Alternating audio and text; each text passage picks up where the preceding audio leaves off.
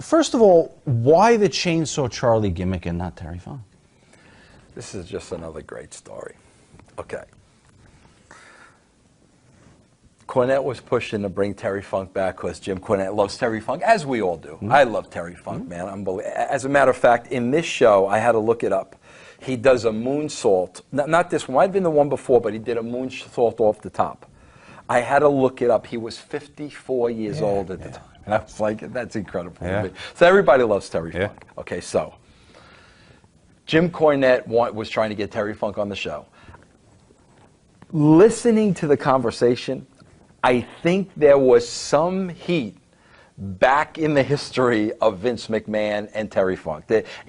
Whether it was over pay, because remember the Double Cross Ranch and all that. He did his run here. There was something there where like Vince didn't like jump at the chance to bring him in, right? So I remember Jim pitching, and this is a perfect example of where Vince and I was headed and where Jim was. And listen, I don't say this to rip Jim. If Jim were here, this is the story. Me and Vince are right in the Attitude Era. You know, Jim's still doing his Memphis stuff. And he wanted to bring in Terry Funk.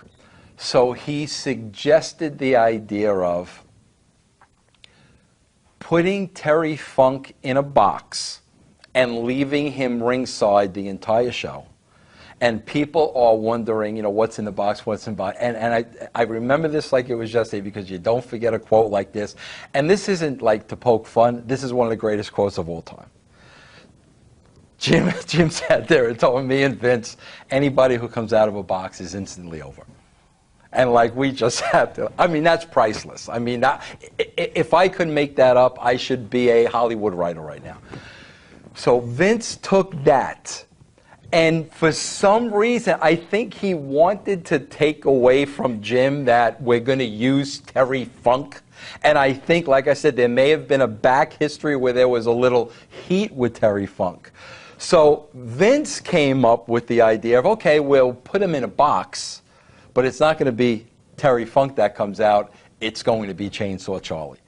Now, Cornette was he could not even believe Terry Funk is Jesus to Cornette, so he couldn't even believe Vince was suggesting this.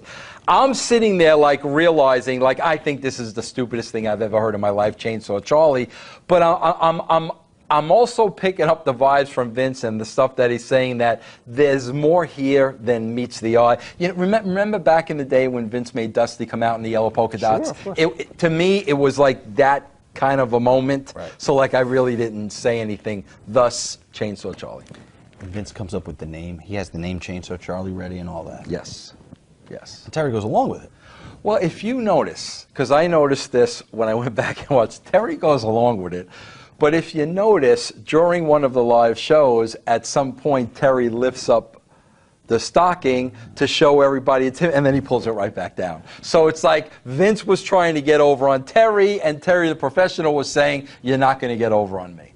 Those are the little things like that. If you go back and you look at, you see these little things, and they mean a lot more today.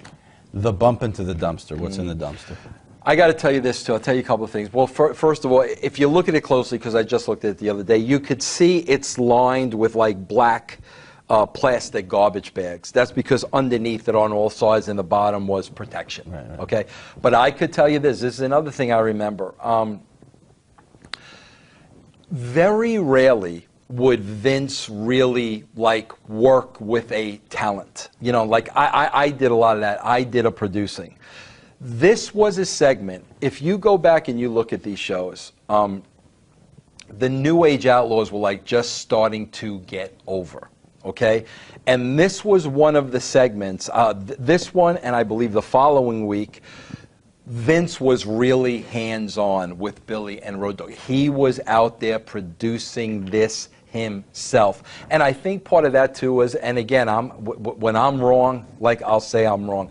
When we were talking about, DX and everything, we were forming DX together, the idea was the NWO was kicking our backside at the time. Vince turned around and said to me, he goes, I don't understand it. He goes, we have the talent here, and they're a lot younger. Okay? So we already had China, Hunter, and Shawn as DX. And, you know, Vince said we need to, like, expand that group. And he came up with the idea of the New Age Outlaws. And he said, you know, Billy Gunn and Road Dogg Jesse James. And I got to be honest, I looked at him and I'm like, Vince, they were not over. Like, those guys were not over. And I said, Vince, I don't see that. I mean, you're talking about Hunter and Sean and China. And, you know, these guys were rockabilly, the roadie. I don't see that combination. But he goes, no, he saw it and he believed in it. And I think it was the fact that, like, I kind of told him I didn't think it would work, that he kind of made this his own. And he started producing those guys. I think this was the most that I ever saw Vince work with anybody.